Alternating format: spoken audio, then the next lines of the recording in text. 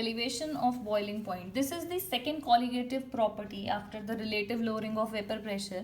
Relative lowering of vapor pressure में हमने समझा था कि अगर कंपैरिजन किया था, अगर यहाँ पे सिर्फ सॉल्वेंट है, प्योर लिक्विड है, और दूसरी साइड सॉल्यूशन है किसका, इसी सॉल्वेंट का, और एक नॉन वॉलेटाइल लिक्विड का, सॉलिड का, वॉलेटाइल लिक्विड या सॉलिड का, तो क्या होगा, इसका वेपर प्रेशर ज़्यादा होता है, वेपर प्रेशर सॉल्वेंट का ज़्यादा होता है और इसका कम होता है।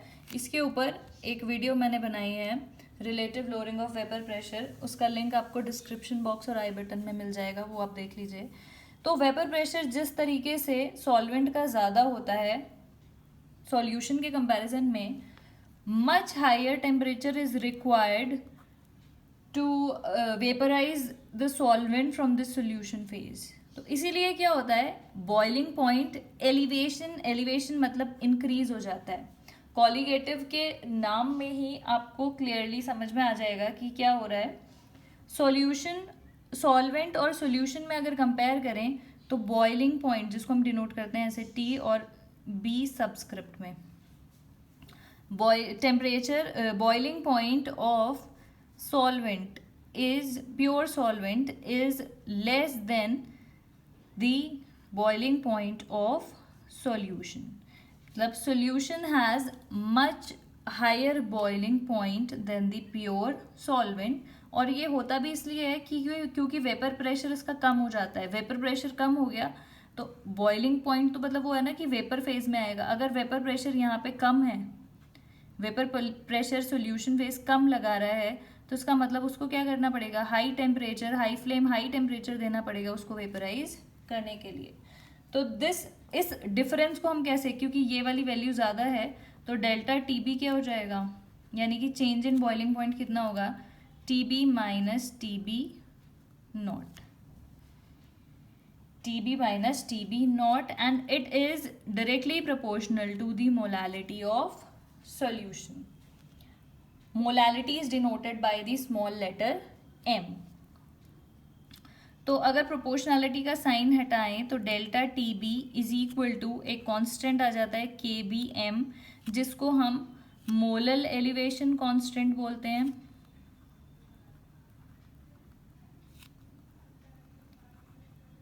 या फिर इब्लियोस्कोपिक कांस्टेंट बोलते हैं। वो आपको क्वेश्चन में गिवन होगा, आपको पता चल जाएगा। Ebullioscopic constant, molal elevation constant, molal constant या एलिवेशन कांस्टेंट, इस तरीके से लिखा होता है। ये बी जो है वो सबस्क्रिप्ट में है। तो change in boiling point is directly proportional to molality, and proportionality का साइन हटा दे तो ये कांस्टेंट आ गया। अब इसकी यूनिट की अगर हम बात करें तो यूनिट क्या होगी, के बी क्या हो गया, delta T B upon M. Temperature की यूनिट होती है केल्विन या डिग्री सेल्सियस, और मोलैलिटी की यूनिट कितनी हो जाती है, मोल पर केजी। मोलैलिटी इज मोल पर केजी, तो ये अपॉन में है तो कितना हो जाएगा, पर मोल केजी। मतलब केजी पर केजी में था तो वो ऊपर जाके केजी हो जाएगा, तो इसको इस तरीके से लिखते हैं केल्विन केजी पर मोल। ये यूनिट होती है केबी की। एक और पॉइंट मेरे को आपको बताना है कि जो डेल्टा टीबी है, अगर ये डेल्टा टीबी यानी कि डिफरेंस गिवन है तो वो चाहे केल्विन में हो चाहे डिग्री सेल्सियस में, आप उसको चेंज नहीं करेंगे। जैसे कि मान लेते हैं डिफरेंस 100 डिग्री सेल्सियस था और 101 डिग्री सेल्सियस है, तो डिफरेंस कितना आया, 1 डिग्री सेल्सियस। आप इसको कन्वर्ट करेंगे केल्विन में तो ये आएगा 373 केल्विन, और ये कितना आएगा 374 केल्विन। डिफरेंस कितना है, 1 केल्विन। तो जो डिफरेंस है, अगर 1 डिग्री सेल्सियस लिया है तो आप उसको, अगर आपको टेम्परेचर है वो आप कैलकुलेट कर सकते हो, मतलब केल्विन में कन्वर्ट कर सकते हो। केमिस्ट्री में गैस लॉज या फिर कोई भी हम न्यूमेरिकल करते हैं तो केल्विन में टेम्परेचर लेते हैं, कन्वर्ट करते हैं। लेकिन अगर डिफरेंस दिया है, डेल्टा टी दिया है, तो आप उसको कन्वर्ट नहीं करेंगे। 1 degree Celsius is equal to 1 Kelvin if difference is given. In terms of difference, 1 degree Celsius is equal to 1 Kelvin. Okay, तो this is elevation of boiling point. अगर ये आपको अभी भी समझ में नहीं आया तो आपको उस वीडियो को देख के समझ में आ जाएगा। The link is in description box for relative lowering of vapour pressure. Let's start with some numericals.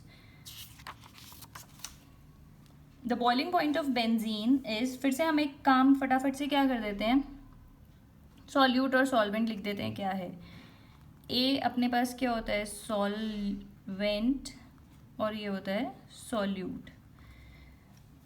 Boiling point of benzene is this, तो ये क्या है, प्योर बेंजीन का दिया तो प्योर ही दिया है, तो ये क्या दिया है TB नॉट, आपको दिया है 353.23 kelvin.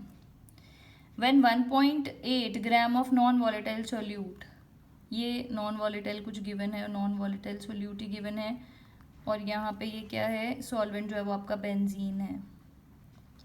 1.8 gram of non volatile, तो B है आपका, तो मास ऑफ B कितना दिया है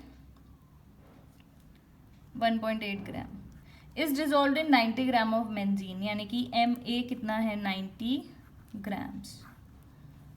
the boiling point is raise to 354.11 kelvin. Raise होके इतना हो गया, यानी कि ये क्या हो गया TB की वैल्यू है 354.11 kelvin. Calculate molar mass of the solute, KB आपको बेंजीन के लिए गिवन है। फॉर्मूला लगाते हैं डेल्टा TB, जो कि क्या है TB minus TB not is equal to molality, और मोलालिटी एक्चुअली क्या होती है number of moles of solute B upon mass of solvent. यहाँ पे A और B आपको पता है सॉल्यूट और सॉल्वेंट मैंने इसीलिए लिखा है A और B करके, जिससे कोई भी कंफ्यूजन ना हो जब हम फॉर्मूले में वैल्यू पुट करें। तो molality is number of moles of solute. Molality का डिस्क्रिप्शन भी लिंक भी डिस्क्रिप्शन बॉक्स में है, आप उसको देख सकते हैं। Number of moles of solute upon mass of solvent in kg।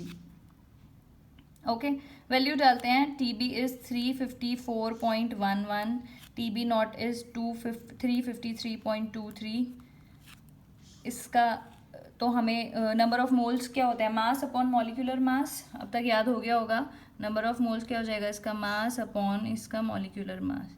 तो मॉलिक्यूलर मास तो आपको निकालना है, मास हम देख लेते हैं कितना दे रखा है 1.8, मास अपॉन मॉलिक्यूलर मास आपको निकालना है अपॉन मास सॉल्यूट का 90 ग्राम्स अपॉन, लेकिन इसको क्या करना है kg में लेना है। ये जो मोलालिटी में मास होता है सॉल्वेंट का अपॉन में, वो kg में होता है, तो upon 1000।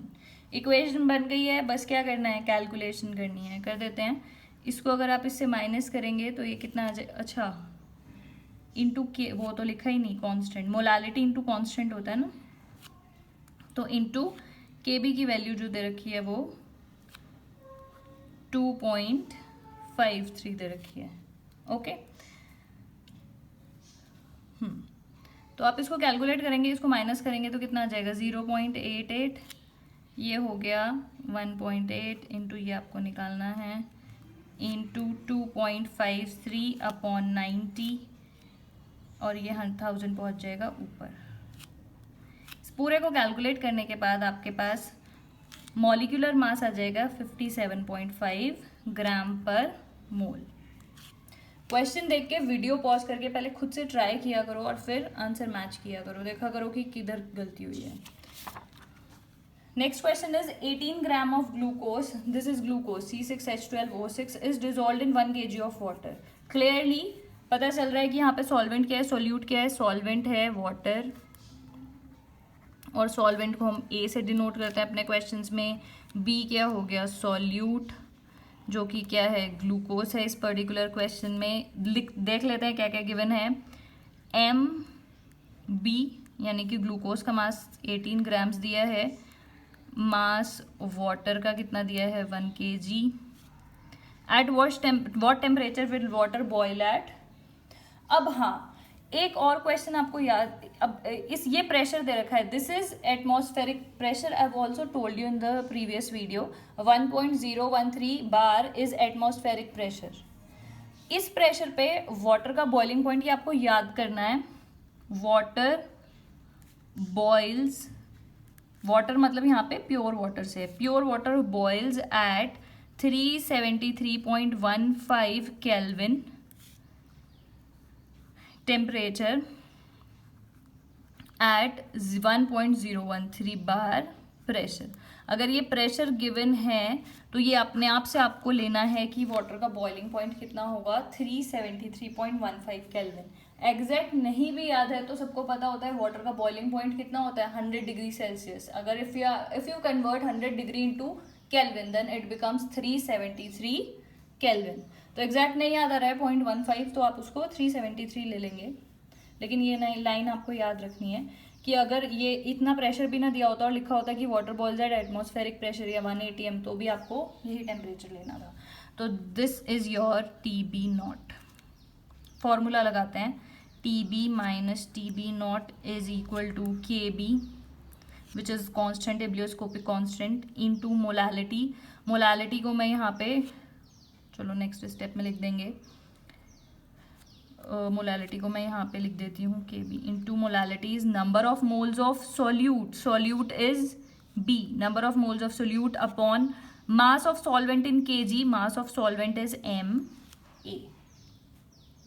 Molality is number of moles of solute upon mass of solvent in kg। Then at what temperature, TB you have to calculate, minus TB naught आपको पता लग गया 373.15 है, KB आपको निकालना है, KB आपको पता है 0. ये इसकी यूनिट दी हुई है केल्विन kg पर mole, into this NB is number of moles of solute, और मोल्स क्या होते हैं, मास अपॉन मॉलिक्यूलर मास। तो मास कितना है MB 18 अपॉन मॉलिक्यूलर मास ग्लूकोज का निकाल देते हैं। ग्लूकोज का मॉलिक्यूलर मास अगर आप निकालेंगे तो कितना आ जाएगा, 12 × 6 + 12 प्लस ऑक्सीजन 6 × 16, कैलकुलेट करोगे आ जाएगा 180। तो मास अपॉन मॉलिक्यूलर मास और मास ऑफ A यानी कि मास ऑफ सॉल्वेंट, तो आपको पता है 1 kg है यानी कि ऑलरेडी kg में गिवन है, तो you need not to convert it into kg because it is already in kgs। तो कैलकुलेट करेंगे तो 1/10 आ गया, 373.15 इज इक्वल टू 1/10 है तो इसको कैलकुलेट 0.05। तो TB यानी कि temperature at which this solution boils is equal to 0.05 plus 273.15, तो कितना आ जाएगा 373.202 केल्विन। ओके, एक क्वेश्चन और देख लेते हैं हम फटाफट से। Boiling point of water at 750 mm Hg is this, यानी कि ये क्या दिया है, प्योर बॉइलिंग पॉइंट वाटर का इस क्वेश्चन के लिए। नहीं मतलब जब गिवन है तो यही लेंगे ना, और इतने प्रेशर पे लिखा है, is equal to 99.63 degree Celsius.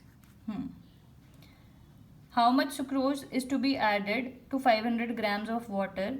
इसका मतलब क्या है, सॉल्वेंट यहाँ पे वाटर है, सॉल्यूट यहाँ पे सुक्रोज है, और हाउ मच सुक्रोज यानी कि मास निकालने की बात हो रही है, और सुक्रोज यानी कि इसको हम B से डिनोट करते हैं, इसको A से डिनोट करते हैं, MB आपको निकालना है। How much sucrose is to be added to 500 grams of water, MA आपको गिवन है 500 grams है, तो इसको कन्वर्ट करेंगे तो ये ½ kg हो गया, यानी कि 0.5 kg हो गया। अब इसे कर दिया मैंने, such that it boils at 100 degree. कितना सुक्रोज उस पानी में डाल दे कि वो 100 डिग्री पे बॉईल होने लगे। इसका मतलब क्या है कि जो TB है, सुक्रोज डालने के बाद तो सोल्यूशन हो गया, तो यानी कि TB दे रखा है आपको 100 डिग्री सेल्सियस, और KB गिवन है 0.52 केल्विन kg पर मोल। कैलकुलेट कर लेंगे, मतलब फॉर्मूला लगा देंगे, del TB minus TB not is equal to KB into molality को मैं लिख देती हूँ number of moles of solute जो कि B है यहाँ पे upon mass of solvent in kg। TB है 100। अच्छा, अब दोनों डिग्री सेल्सियस में है तो दोनों केल्विन में कन्वर्ट करेंगे? नहीं करेंगे, क्योंकि वीडियो की स्टार्टिंग में ही मैंने आपको बताया कि जब डिफरेंस की बात हो रही है तो दोनों, ऐसा नहीं होना चाहिए कि 1 डिग्री सेल्सियस में 1 केल्विन में है, दोनों ही डिग्री सेल्सियस में है तो डिफरेंस उतना ही आएगा जितना दोनों केल्विन में हो। भाई इसको कन्वर्ट कर दोगे +273, इसमें भी +273, तो डिफरेंस लोगे उतना ही आएगा जितना इसमें है। तो जब आपको डिफरेंस लेना है तब आपको डिग्री सेल्सियस को केल्विन में कन्वर्ट नहीं करना है। तो 100 माइनस 99.63, अगर आपको अभी भी समझ में नहीं आया ये डिग्री सेल्सियस और केल्विन वाला, तो उसको 273 ऐड करो, इसमें भी 273, दोनों का डिफरेंस निकालो और ये जो डिफरेंस आएगा वो दोनों क्या आएगा? सेम आएगा। तो खैर एनीवेज, तो ये कितना हो गया? KB कितना आ गया? 0.52 into NB, number of moles of solute. तो NB is mass upon molecular mass, mass आपको इसका निकालना है, और मॉलिक्यूलर मास सुक्रोज का गिवन होगा क्वेश्चन में, मैंने लिखा नहीं है। सुक्रोज का फॉर्मूला होता है C12H22O11। इसका मॉलिक्यूलर मास निकालोगे तो कितना आएगा? 342 ग्राम पर मोल। 342 ग्राम पर mole upon mass of solvent in kg which is 0.5, in kg is 0.5। तो आपको MB निकालना है तो आप कैलकुलेट कर देंगे। इसको कैलकुलेट करके आएगा 0.37 इज इक्वल टू 0.3, ये 242 0.5। इसको जब आप कैलकुलेट करेंगे तो आपके पास मास की वैल्यू जो आएगी वो आएगी 121 पॉइंट, जो आंसर आएगा 673 ग्राम्स नियरली। तो this is mass of sucrose which is to be added to 500 grams of water such that it boils at 100 degree Celsius। तो आई होप आपको ये सब समझ में आ गया होगा कि एलिवेशन ऑफ बॉइलिंग पॉइंट आप किस तरीके से इसको समझेंगे और बेसिकली न्यूमेरिकल्स कैसे करेंगे। That is it for this video. Thank you so much for watching.